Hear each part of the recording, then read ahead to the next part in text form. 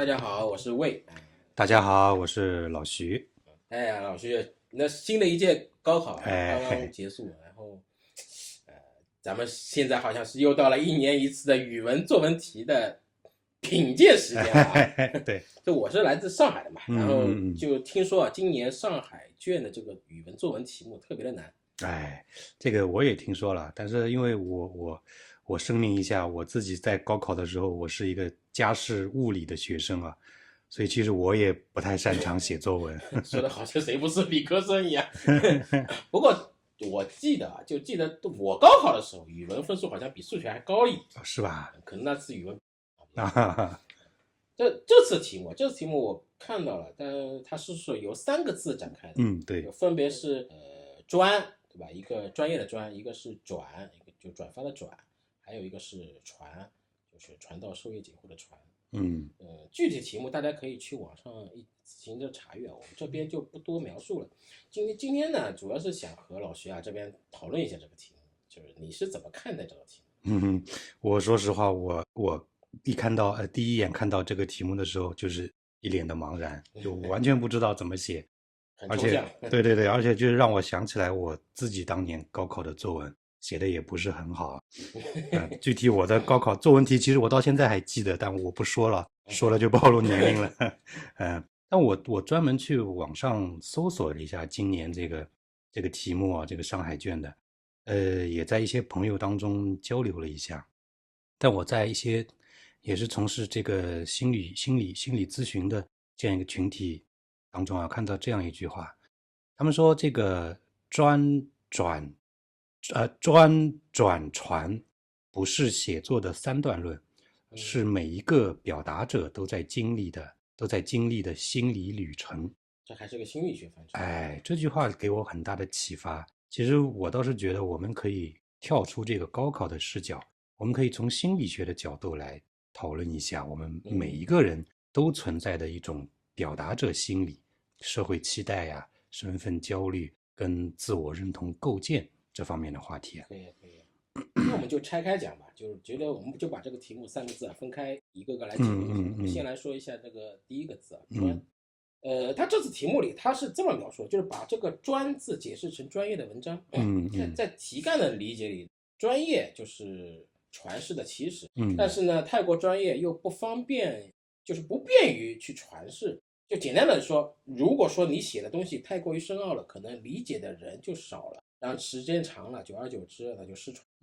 那是因为这个原因吗？就是太专业，所以就没人看，这种道理吗？哎，因为"专"这个字，就不管是我们自己的理解，还是就是这次考试的题干当中，它也写成叫做专业嘛，对吧？但其实在这个所谓的专业之前，其实还藏着一个更隐晦的问题，很容易被大家忽略的，你就是写，对吧？你要先写，你要先有想法去写，第二步才是我是不是写的专业，对吧？对对对，那咱们要写东西的这个目的又是啥呢？就是自娱自乐吗？还是说，想把自己写下来的东西是为了传出去呢？就我记得之前哪部电影还是什么，有网络上反正有这样一句话，就是正经人谁写日记？这是比较有意思的一个话题，就是日记啊，对于我们来说是不是自己写的、自己看的、自己回忆的一个东西？但是你想想看，回忆的话，你留在脑子里就好了，为什么要写出来呢？那是不是潜意识里我们是希望我们写这个日记，是不是希望让别人来看到呢？能看到你的回忆？那更确切的说，就是我想让自己指定的某个人能看到我写下的这个回忆。所以我觉得就是写这个东西一定是带有目的性的。这个我想先卖个关子在这里，有关就是为什么人要写东西，我想等一下跟第二个"转"这个字这个话题的时候，在一起做讨论。我们还是先说第一个字这个专。因为刚才说专代表专业嘛，对，所以我们写文章或者制作多媒体内容上传发表，到底要不要做的专业？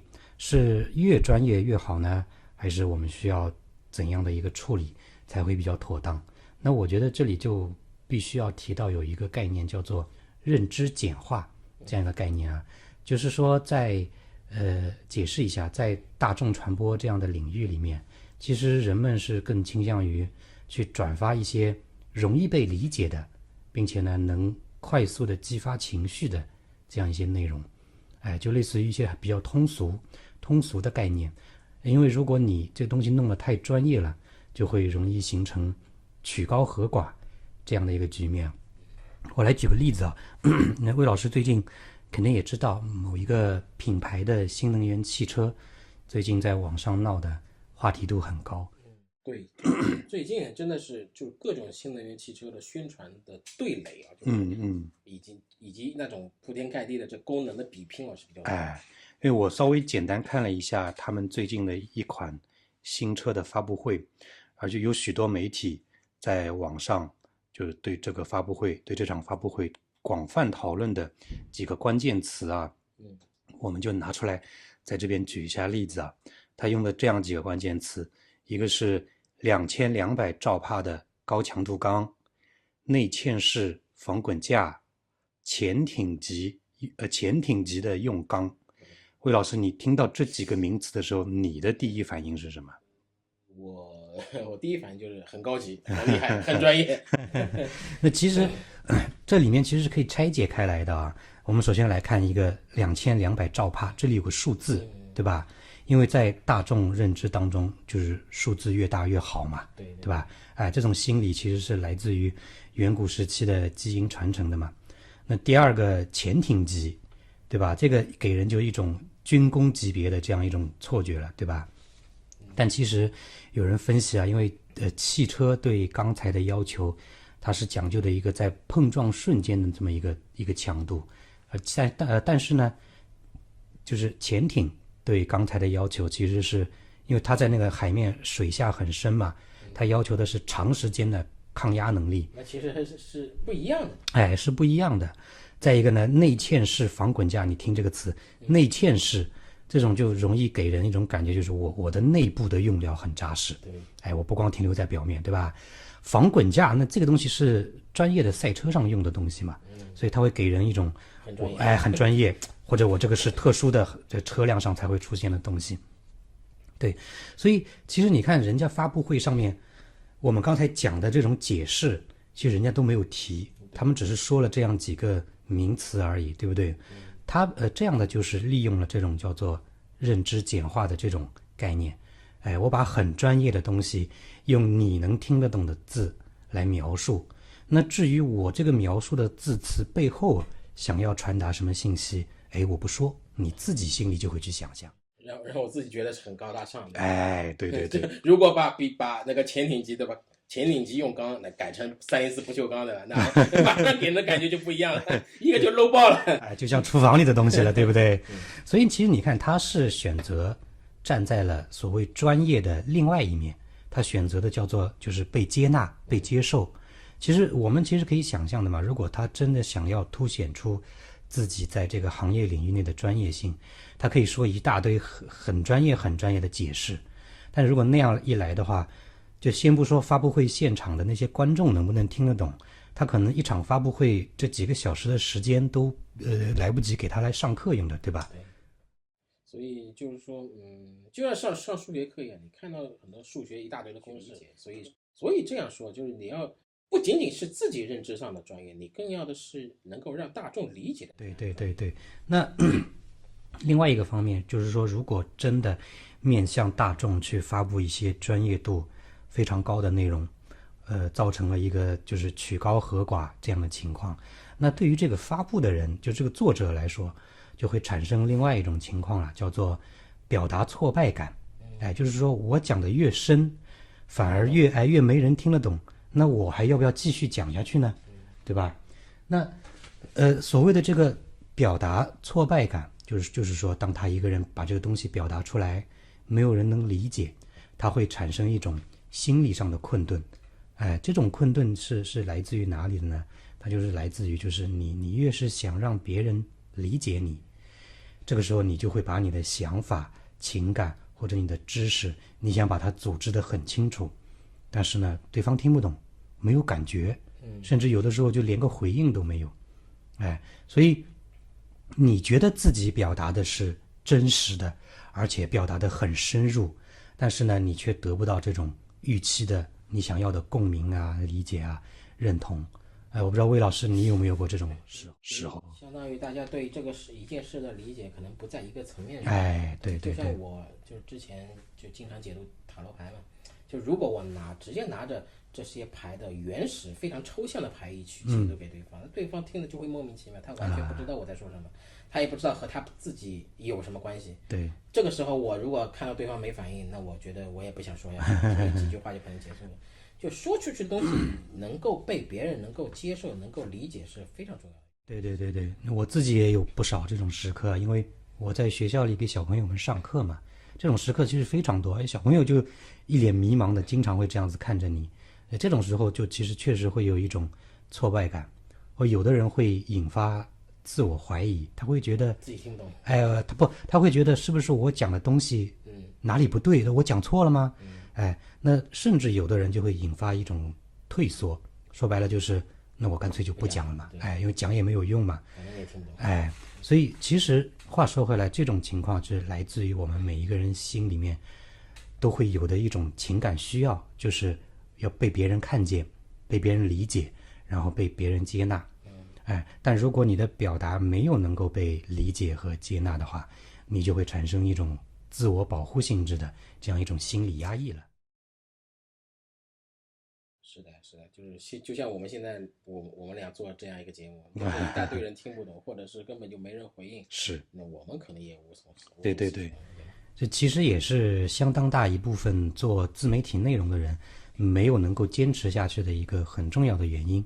因为许多自媒体从业者比较容易陷入一个误区，因为他很难在专业和普世之间找到平衡。大部分专业领域做得比较好的自媒体，你看他们大多都是能够将专业的内容讲的让大部分人一听就能懂。对，就自媒体非常难做，但是你又不能说没有专业度，但是你专业了又不能太隐蔽，很难，对吧？所以这其中有的人就放弃了，就不做了。那有的人他会走到另外一个方向，就是只做大家喜欢看的内容。比方说，大家都喜欢看大胸、大长腿，擦边的，所以现在互联网上就出现了很多擦边主播。那做内容的人，他时间长了就会变成我只说别人想听的话。这个时候他就戴上了一种心理面具。那所谓这个心理面具，就是呈现给外部世界的一种社会性的面孔。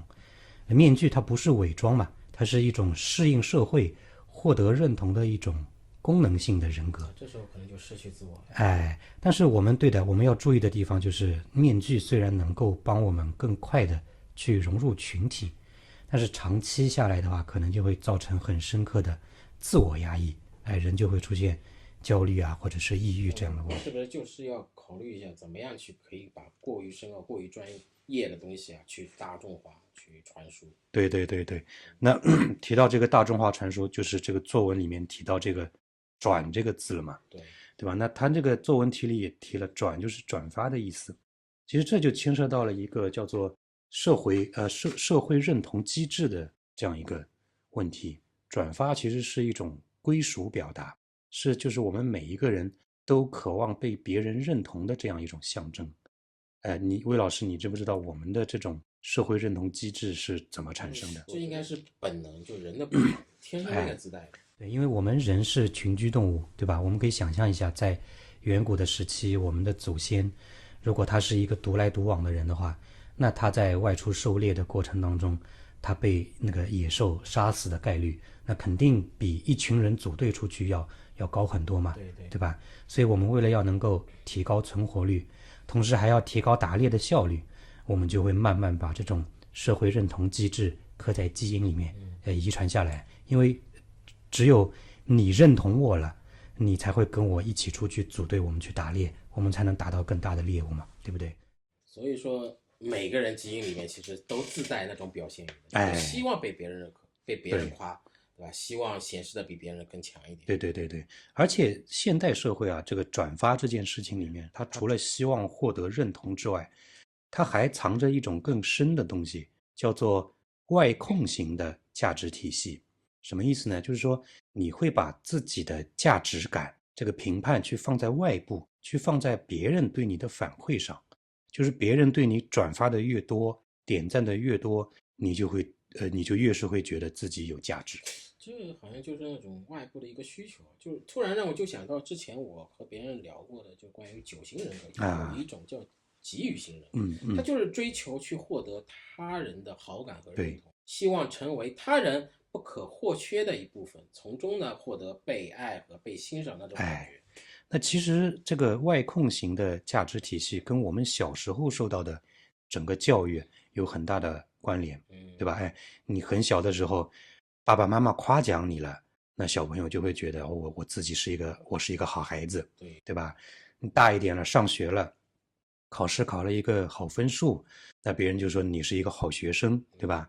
然后你就是说，不管是老师也好，周围的同学也好，他都会觉得你只有考了好分数，你就是一个好学生，但是你从来都自己不会怀疑这里面有没有什么问题，对吧？被洗脑了。你上学完了之后，再大一点工作了，一样的，绩效考核好，你就是好员工，对吧？甚至是在社会上，你赚钱越多，或者说你当官当得越大，那你就是一个成功人士，对吧？这就是好像就是给所有的行业啊，或者是那个生活环境，都给什么是好打上那个标签，去强行设定了这样一个标准。是，咱们就是这其实就是咱们口中的一种刻板印象，或者说一种偏见。对，所以这边我就想到一句电影的台词，就是好几年前，很多年前有一个很有名的电影《天下无贼》。里面就是在开场有一句很经典的台词，就是开好车就一定是好人嘛。我记得这句话，就再往外联想散发出来，就是送外卖的一定是要赶时间抢红灯吗？对吧？发朋友圈一定是很闲很空吗？对，喜欢买奢侈品的一定是虚荣的吗？对吧？然后打游戏打得好的一定就是不务正业吗？对，拿高分的一定是好学生吗？是，所以其实每一个人的价值到底怎样啊？全凭外界去评价的话，这个就很明显会感觉到好像是哪里不对劲，对吧？那实际上在心理学领域里，不管是荣格的派系也好，还是存在主义等等，它都有一个观点，就是说一个真正内在成熟的人，他的价值应该是一种内控型的价值体系。也就是说，一个人的价值应该是从外部的世界来转移回自己的内在。我们的自我价值感，还有对自己行为的意义的判断，它应该主要是自己内在的标准跟信念来决定的，而不是主要依靠外部评价或者是一些其他人的认可。对，所以就拿那句开好车一定是好人吗这句话来说，就很多人评价开好车的人的时候，他就会忽略他的外部因素，比如说他的家庭背景啊，他的工作需要啊，就会放大他内在的品质。对，就像我们看到有人穿工作服加班，你可能认为这是公司要求，但是你看到穿西装的人加班，你就觉得他很勤奋，这是双重标准。但这个来源就是我们的认知偏差。对，别人认知有偏差，那么我们自我的认知能不能有这样偏差呢？那是不行。对，所以关于这个自我内在的价值判断，这个跟外控型的价值判断啊，我这里有一张对比的表格啊，比如说它这里有1、2、3、4、5个维度啊，分别是行为动机的来源、自我评价的标准、情绪波动的控制力、面对批评的反应、典型语句等等，有点多啊，我就不展开说，回头我把这个表格我贴一下，或者我做在我们的视频里面去给大家看一下。所以这边就单独拎出来一个叫做内控型的价值体系，它最为典型的几句话就是我知道我做得很好，我不需要别人点赞，我就能相信我自己做得很好。我认可自己的选择，不是因为它符合主流期待，是因为它符合我自己的信念。其实就是说我怎么做，应该是由我自己决定的，而不是由别人来决定。对。那咱们把刚才那个话题就拉回到我们这个作文题上。我们之前提到了，我们很多是为了传世，对，然后是一定要把深奥的东西去大众化，对。但是根据我们刚才这样讨论，别人知不知道，其实和我们能不能传下去，是就过于的在乎能不能转给别人，或者是这反而会影响我们自己对本身这个东西的价值的判断。是的。而这个传这个字，它应该指的，我的理解，它应该指的是一种传记性质的东西。它是多音字嘛，如果读作传的话，那就像这个作文题当中提到的传世，其实传世也就是变成传记了嘛，对吧？这个我觉得涉及的相对来讲就会有点深刻。我个人是比较倾向于在这个个体存在的这个意义、个体存在的意义这个方面去理解的。很多人都知道有一个东西叫做马斯洛需求金字塔，还有5层嘛，对不对？它最底下是生理需求，然后是安全需求。生理需求就是吃饭、喝水、睡觉，安全需求就是我们要保证自己的人身安全，对吧？再往上是归属需求，友情啊、爱情啊等等，再往上一层就是尊重需求，我们渴望得到尊重。最上面一个叫做自我实现。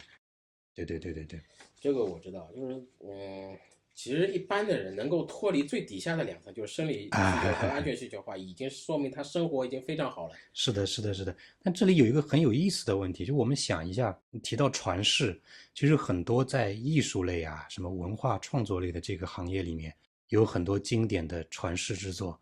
你回过头去看，会发现，他之所以能传世，是因为作者在经历了一些人生低谷、伤痛，或者是某方面的失败之后，他才创作出来的这样的一个作品。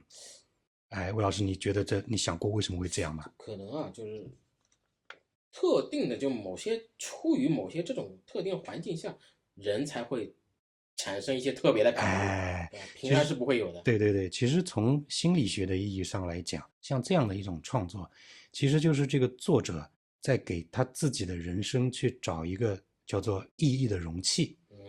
或者我们说的简单一点，在很多这个心理治疗的过程当中，其实写作这件事情是被看成了一种非常简单有效的自我治疗的方式的。那魏老师，你记不记得我们之前在讨论那个电影《小丑》的时候，就谈到过那个电影里面主人公亚瑟他自己就有一本随身携带的笔记本，对吧？他就是把那些就是他看了觉得好的脱口秀演员的素材啊，他就记录下来，还有自己的一些想法也会记录上去。对，所以说传世其实就是每个人内心都存在着都存在的一种存在感的渴望。他会渴望自己要留下一点什么东西，对吧？哪怕只是一个想法、一段话，他也希望能够被别人记得。其实这个仍然是来自于我们动物本能当中对遗传的这样一种渴望。所以你看，我们绕了一圈，还是回到今天最开始讨论的话题上面去了。其实，所以还是那句话，正经人谁写日记？对，还不是为了想要人家能够记得你吗？是，对。魏老师，今天这个我们又讨论了20多分钟了，那时间还是差不多了，不能再讨论下去了。咱们就是今天就到这里，然后好，听众朋友啊、观众朋友，大家可以通过视频出现的二维码去关注，我们取得联系，对吧？是。然后有自己想说的话或者是你的看法，都可以留言在我们的评论区里边。如果你有自己的困扰或者一些问题，也可以和我们去联系。行。那魏老师，我们今天就到这里，好吧？好，好，拜拜。